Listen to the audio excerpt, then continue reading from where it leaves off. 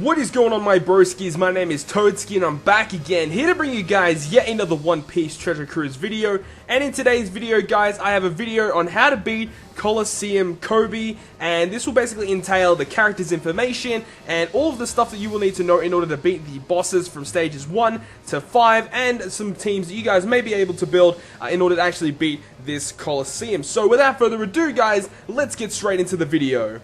So first off, let's go ahead and break down the brand new unit of this COLISEUM, being COLISEUM COBY, War Hero Kirby from the Navy HQ Petty Officer, and he is a 5-star character that does evolve from the droppable 4-star unit, and he is a Psi-Fighter driven character, and at max level, at level 99, he has 2,239 HP, 1,048 attack, and 261 recovery, so some pretty standard stats. He has 30 cost and 3 socket spots. Now his captain ability will boost the attack of driven characters by 2 times, and reduce damage received up by 30% depending on the crew's current HP. So the lower your HP, the greater damage reduction that you get, but the maximum threshold of the damage reduction is only 30%, so it's not really that great of a captain ability, honestly. And you're not going to be using this guy for his captain ability. The main reason why this character is as good as he is because of his special ability. Now, it starts at 25 turns and will max at 15, so you only need 10 skill ups, and what it does is it will change adjacent orbs into recovery, and if this special is activated when you have above 50% HP, it protects from defeat for 1 turn. So that protecting from defeat isn't the reason why he's good. The reason why he's good is because he changes adjacent orbs into recovery. Now, he is also a driven character, so the reason why that's good is because Fujitora, the legend Fujitora, one of the best legends in the game, has an amazing captain ability that makes tandem and recovery count as beneficial to driven characters. They count as matching orbs, and what Kirby can be doing is giving you guaranteed 3 matching orbs on your Fujitora driven team. That is absolutely phenomenal. And if you have Legend Doflamingo, you can put him in the middle row with Kirby in the middle row, and you get a full board of matching orbs for your Fujitora team. It is absolutely phenomenal. Even if you guys do not have like a Dofi, or if you don't have Fujitora, I still recommend getting this, because even if you have a Fujitora friend captain, this guy's really good because it still guarantees you 3 matching orbs. It's phenomenal. It is such a good special for driven teams with Fujitora captains. Highly recommend it to max this guy out if you guys have the time to do so, because he is actually an amazing unit for driven teams and gives them so much more damage output when Fujitora is the captain. So now let's go ahead and start breaking down each of the 5 rounds of Chaos COLISEUM COBY. So round number 1 is against the Dugong Brothers. Now the Dugong Brothers, which is the evolved version of the regular Dugongs from Alabasta, is the one at the back. He has 1.2 million HP and nearly 3,000 attack power, and he attacks every 2 turns. Now, he does have a preemptive attack that will apply a massive defensive boost. Now, that's a really high boost, really annoying to take down, and it does work in conjunction with just so much HP. It's super annoying. And on turn 3, if the Dugong Brothers are still alive, he will berserk all of the other Dugongs surrounding him and himself, and then the attack power is increased. So the main Dugong, the Dugong Brothers at the back, will attack for nearly 9,000 damage, and all of the regular Dugongs will attack for 4,500 damage. And when he falls below 20% HP, only regarding the Dugong Brothers, he will summon the Kraken. Now the Kraken, you do not want to get him summoned, because it's just another massive boss that you have to try and take down. Now, one thing I do have to note, you have to try and focus all of your attack powers onto the Dugong Brothers, not the surrounding Dugongs, because if the smaller Dugongs die, they will just be replaced by another Dugong. So, you just have to keep attacking the Dugong Brothers until he's dead, and then once he is dead, you can go ahead and focus all of your attack power onto the regular Dugongs, and then you can win the dungeon like that. Moving on from the Dugong Brothers on round number 1, on round number 2 we are against Chopper from, this is like the Horn Point Chopper, I believe. So this guy here has approximately 1 million HP, give or take, and an attack power of 4,902, and he's actually going to attack you every single turn. Now, he does have a preemptive attack that will apply 4,500 damage to your team, and chain your captain for 15 turns, and apply a 98 turn delay protector, so you cannot delay him at all. Now that is actually super annoying, and then when he falls below 20% HP, he will apply a 3,000 damage limiter for 98 turns. So any damage above 3,000 does get mitigated down by a significant percentage. So definitely do not get this guy under 20% HP, because it's going to make that last little bit of HP going to be really hard to take him down. But overall, this guy shouldn't be too difficult, honestly. He's only got about 1 million HP. Sure, your captain is locked, which does kind of suck, But honestly, one of the best teams that I would probably end up using for this is you could go ahead and bring maybe like a double Doflamingo team is what I've seen, and you could bring like a slasher team, and because you got Doflamingo and the slasher bow, you get so much HP, you can just tank all the attacks, and then once your character gets unlocked, you could just go ahead and kill him. But overall, it shouldn't be that difficult, honestly. You could potentially bring a team like a Cerebral team or a Striker team with 3-day 2-year Nami, and what she does, she actually unlocks one of your characters that's chained by all of their turns, so you could potentially bring that if you guys want to do that as well. Honestly, a lot of teams can work because he only does have a million HP, really easy to take down. Moving on to round number 3, it is against Brook. Now, Brook here has 1.18 million HP and an attack power of 3084 on a 1-turn cooldown. Now, his preemptive attack is super annoying as it does apply a 30% damage reduction shield for 9 turns. And he doesn't actually do anything else apart from that, apart from his preemptive attack. However, when he does get knocked all the way down to 0 HP, he will fully heal himself, then despair your friend captain for 3 turns. He will also make quick slots encounter rate increase, so it means that your crew's going to be getting a lot of quick orbs for 44 turns. He will buff his attack for 44 turns as well, and apply a debuff protector for 44 turns. So you pretty much have to take out 2 health bars of this guy. Super annoying once he does revive, but he only does have, just over 1 million HP, so again, it's pretty simple. He doesn't really do that much damage either, and plus for that first health bar, you can delay him as well because he doesn't have a debuff protector, but when he does revive, he does have a debuff protector, so that is something that you do have to take into consideration.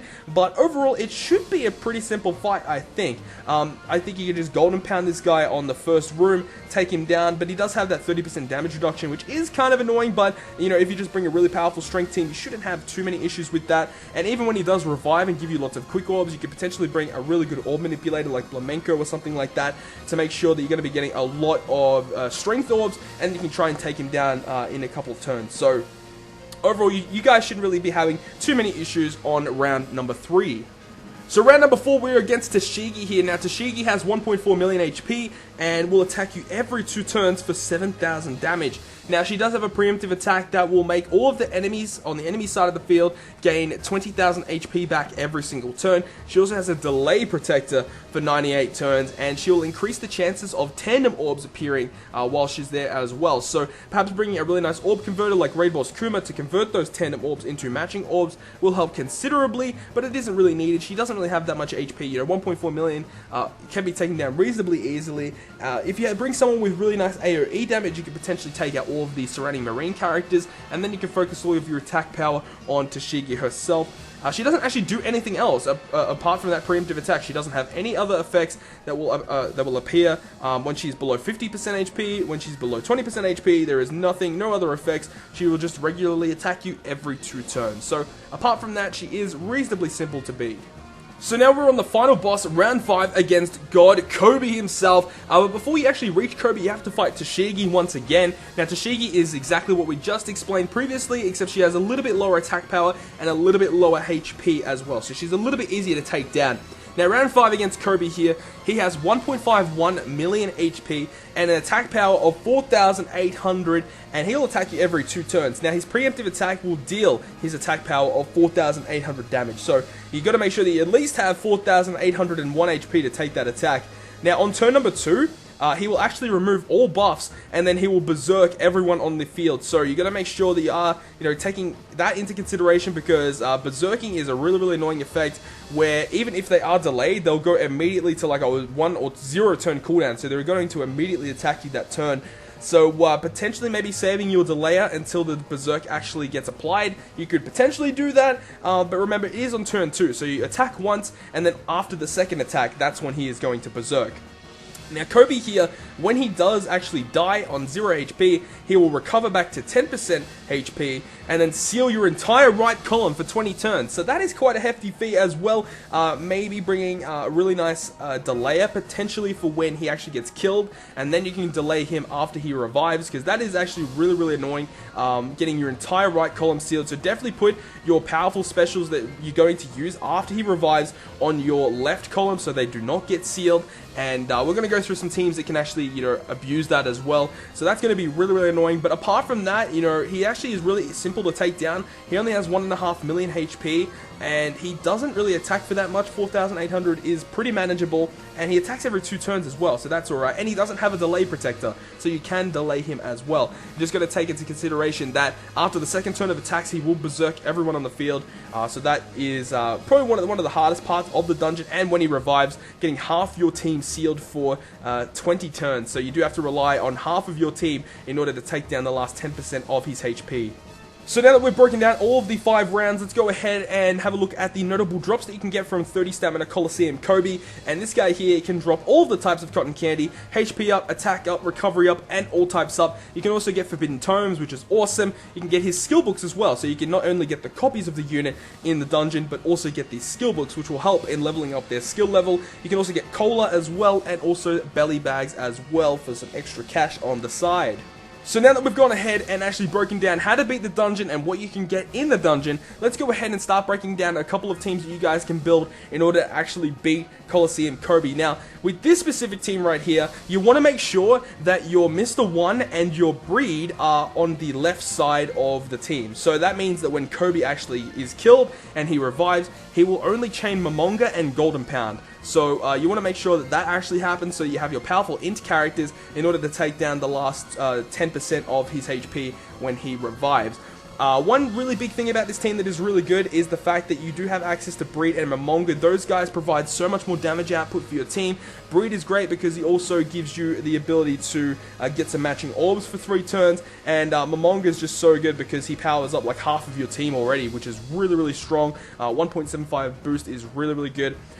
I would highly recommend to use one of the Sengoku specials against the Toshiki stage, so you can take down all of the characters in pretty much one hit. You know, Sengoku specials are super, super strong against the int bosses on the Toshiki stage, and then against the COBY stage, you can go ahead and delay him with Golden Pound, and with all of your powerful int characters, you should have no troubles in taking down COBY reasonably quickly. Moving on to the second team, we have a slasher team. Now, this team is pretty much free to play, aside from Shanks. Shanks is not free to play, but you really, really need someone that gives you really nice AoE damage. That's why Shanks and Ryuma are actually in this team. So, the way that it works is when you reach Toshiki, you can go ahead and use your Shanks and Ryuma special, and that will actually wipe out all of the int characters that are surrounding Toshiki, and then you should be able to take out Toshiki within the first couple of turns with this team. It's just really, really strong. Plus, you got the Coffin Boat for extra HP, so it's really good for stalling. Then when you reach the final boss COBY, you go ahead and use your Mihawk special for a 30% HP cut. You go ahead and use your Crocodile to do really nice int AoE damage, and it gives himself an int orb as well, which is really, really strong. And then after that, you can go ahead and activate your int Mr. 1 special to give all your slashes a boost, and you can just go ahead and attack, and you should be able to take him out really, really easily. And then after he revives, you can go ahead and use your int Mihawk special to just burst down the rest of that HP. It's pretty much really, really simple with this team. The other thing is we don't have skill books for int Mihawk at the moment, so it does take a little bit longer to do the stalling, but this team works really, really well, especially if you have Shanks, and the rest of these characters are free to play, so this team is actually really, really easy to build. So that is going to conclude yet another One Piece Treasure Cruise video. I hope you guys have enjoyed today's video, and if you guys did enjoy it, make sure to smack the like button down below. And if you want to stay up to date with all of the content I post on my channel, including more One Piece Treasure Cruise content, make sure to hit the subscribe button down below. But other than that, guys, I will see you guys within the next video.